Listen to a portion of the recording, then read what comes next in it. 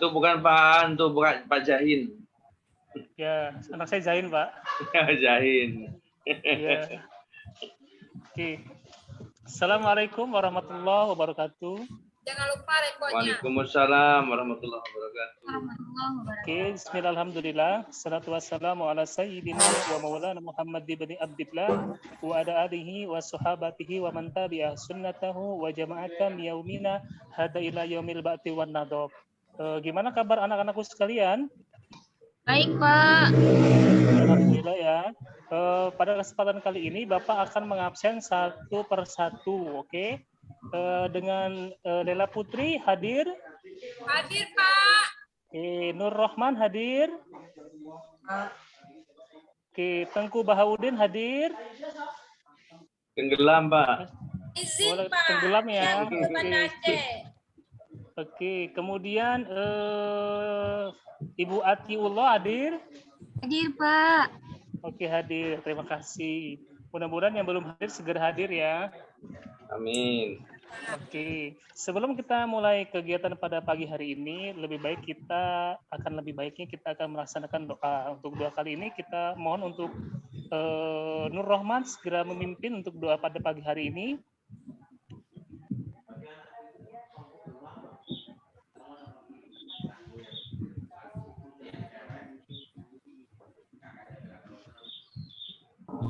Oke, sudah ya? Sudah, Pak. Oke, terima kasih. Pada pertemuan pagi hari ini, Bapak akan mengisi materi tentang hudud. Sebelumnya, ada yang pernah mendengar kalimat tentang hudud? Apa? Oke, pernah ya? Coba sedikit aja, Nur Laila jelaskan tentang hudud. Pembatas, Pak. Orang yang melakukan kesalahan itu dapat Oke. Ini ya. Dalam fikih Islam, kata hudud adalah bentuk jamak dari kata had yang berarti pembatas. Had dapat berarti umum dan khusus. Pengertian had secara umum adalah hukuman syara yang disyariatkan Allah bagi hambanya yang berupa ketetapan hukum halal atau haram.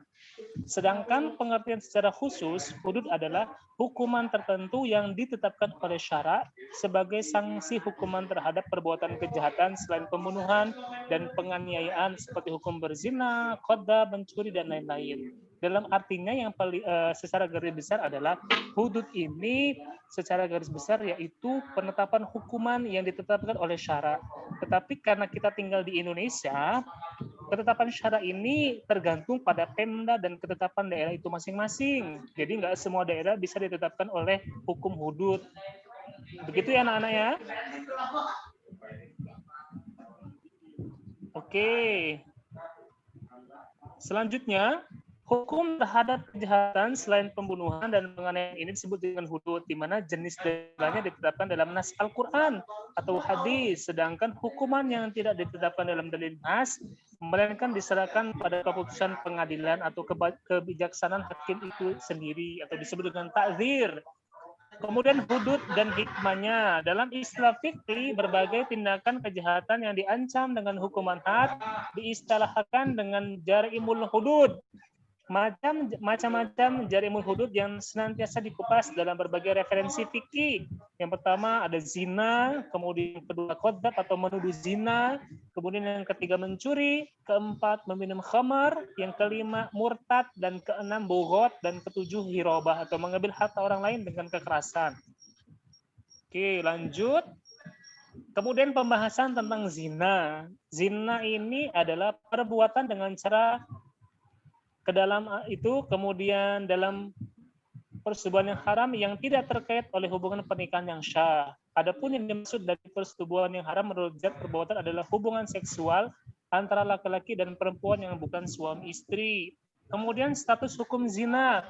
Para ulama sepakat hukum zina adalah haram dan termasuk salah satu bentuk daripada dosa. Sampai sini jelas nak ya tentang status hukum zina? Oke, kita lanjut ke dasar penetapan hukum zina. Penerapan had bagi yang melakukan perbuatan zina, laki-laki dan perempuan dapat dilaksanakan jika tertuduh diyakini benar-benar telah melakukan perzinaan. Untuk itu diperlukan syarat. berikut dasar yang dapat digunakan untuk menetapkan bahwa seorang benar-benar berbuat zina. Yang pertama, adanya 4 saksi laki-laki yang adil. Dalam artian adil ini dalam konteks fikih dia tahu bahwasanya orang itu melaksanakan zina. Kemudian adanya pengakuan pelaku zina. Biasanya kalau udah videonya sudah booming, baru mengaku dan minta maaf, tabayun, biasanya seperti itu ya. Ini banyak terjadi di lingkungan masyarakat Indonesia, terutama dalam hal kategori artis-artis yang selama ini penuh sensasi. Kemudian membuat skedul seperti itu dan kemudian tabayun dengan tabayun yang seperti itu ya, Nak ya. Kemudian had zina dapat dijatuhkan terhadap pelakunya apabila pelakunya telah terpenuhi syarat hukum sebagai berikut. Yang pertama, pelaku zina sudah balik dan berakal. Kalau belum balik melakukan zina, langsung disyaratkan kepada orang tuanya. Yang kedua, perbuatan zina dilakukan tanpa paksaan. Yang ketiga, pelaku zina mengetahui bahwa konsekuensi dari perbuatan zina adalah had. Nah, itu ya, Naya. Kemudian, macam-macam zina dan hadnya ini mungkin pembahasannya sama yang kayak tadi. Kemudian hikmah diharamkannya zina. Zina merupakan perbuatan yang tindak kemaksiatan. Di antara hikmahnya yang penting adalah memelihara dan menjaga keturunan dengan baik, karena anak hasil zina pada umumnya kurang terpelihara dan terjaga. Makanya teman-teman, anak-anakku sekalian, bersyukur kita tinggal di pondok pesantren, karena di pondok pesantren kan penuh dengan makalah ulama yang membuat kita adem ayem, tidak tergiur dengan pergaulan bebas dan lain sebagainya. Kita bersyukur ya, karena kalian adalah anak-anak yang spesial. Kemudian yang kedua adalah qadzab. Qadzab yaitu melempar dengan batu atau semisal aromyu, ataupun istilah qadzab adalah melempar tuduhan zina kepada seorang yang dekat terang-terangan. Jadi ini tidak boleh ya. Kemudian hukum qadzab, dosa besar yang disyaratkan oleh syariat Islam. Had qadzab adalah cambuk sebanyak 80 kali bagi yang merdeka dan cambuk 40 kali bagi budak, karena hukuman budak setengah hukuman orang yang merdeka. Jadi enak ya. Kemudian syarat berlakunya had qadzab, tertuduh berzina adalah muhsan. Pengertian muhsan adalah orang yang benar-benar tidak berzina, menuduh zina balik dan berakal, tuduhan berzina benar-benar sesuai dengan aturan yang syara. Jadi kalau misalkan di Indonesia ini penetapan syara itu kan ada beberapa daerah ya, salah satunya di Aceh, kemudian di daerah Riau itu pun ada. Dan tidak semua ya, karena kita tergantung Pemda dan mayoritas penduduknya. Nah, kemudian gugurnya had qadzab, penuduh dapat menghadirkan 4 orang saksi, laki-laki adil bahwa tertuduh benar-benar tengah melakukan zina. Oke, kemudian meminum minuman keras. Minum keras juga tidak boleh karena ada hadnya. Kemudian hukum minuman keras sudah menjadi ijma ulama bahwa hukum minum adalah haram. Konsumsi khamar merupakan dosa yang besar. Hadnya atau hukumannya, sebagian ulama telah sepakat akan haramnya khamar. Mereka juga sepakat bahwa orang yang meminumnya wajib dikenai hukuman had, baik yang mengkonsumsi sedikit maupun banyak. Jumlahnya pukulan ada 80 kali. Tapi biasanya literatur di masyarakat Indonesia ada yang memperbolehkan minuman keras. Bahkan bagi non-muslim dijadikan adat istiadat. Selagi tidak merusak kerukunan umat beragama itu sah-sah saja, ya Nak ya. Oke, kemudian hikmahnya dilarangkan khamar, menjaga kesehatan jasmani dan rohani berbagai penyakit yang disebabkan oleh pengaruh khamar. Kemudian lanjutnya adalah mencuri. Mencuri ini had qadzabnya adalah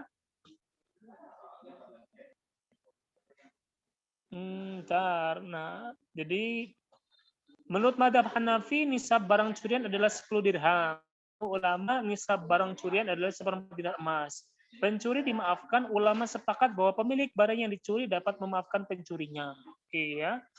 Kemudian yang terakhir adalah bughat atau pembangkang. Dalam kriteria ini banyak ya, banyak terjadi di Indonesia. Karena rata-rata pembangkang adalah orang yang tidak suka terhadap pemerintahan, itu ada juga yang seperti itu. Nah, oke ya Naya, sampai detik ini dan sampai terakhir hukuman had sudah paham semua ya anak-anak ya? Oke, ada yang ditanyakan tentang perihal ini hudud ini? Oke, tidak ya. Oke, nanti di selesai kita ini, kita rehat dulu 10 menit. Kita rehat supaya kemudian setelah itu kita akan mengerjakan tugas sebagaimana uji kompetensi. Ini buka kertas 1 lembar, kemudian bukunya ditutup, kemudian teman sebangkunya agak digeser, jangan berdekatan, supaya tidak mencontek satu sama lain, dan Bapak akan beri waktu sekitar 25 menit untuk mengerjakan tugas. Setelah 25 menit, segera dikumpul, tulis nama, tanggal, dan mata pelajaran. Untuk kertasnya di 1 lembar, ya, kertasnya 1 lembar yang tengah-tengah disobek saya tidak apa-apa. Oke? Ada yang ditanyakan dalam perihal ini? Kita Pak jawab sendiri atau kerja kelompok Pak? Ini kita kerja sendiri ya, Nak, karena kan kita sudah bangkunya sudah digeser sedikit supaya tidak mencontek satu sama lain. Jadi ini adalah kerja mandiri. Ya, di kata 1 lembar, ingat tulis nama dan tanggalnya supaya Bapak tidak lupa. Ya Pak, ya. Oke, terima kasih. Ada pertanyaan sampai saat ini, Nak? Pak kumpul hari ini Pak ya? Iya, kita kumpul hari ini karena masih ada waktu sekitar 25 menit, antara 30 sampai 25 menit. Makanya dikerjakan semaksimal mungkin. Karena nilai ini bakal Bapak jadi pertimbangan untuk menaiki nilai kamu di semester pertama ini. Gitu ya, Nak ya?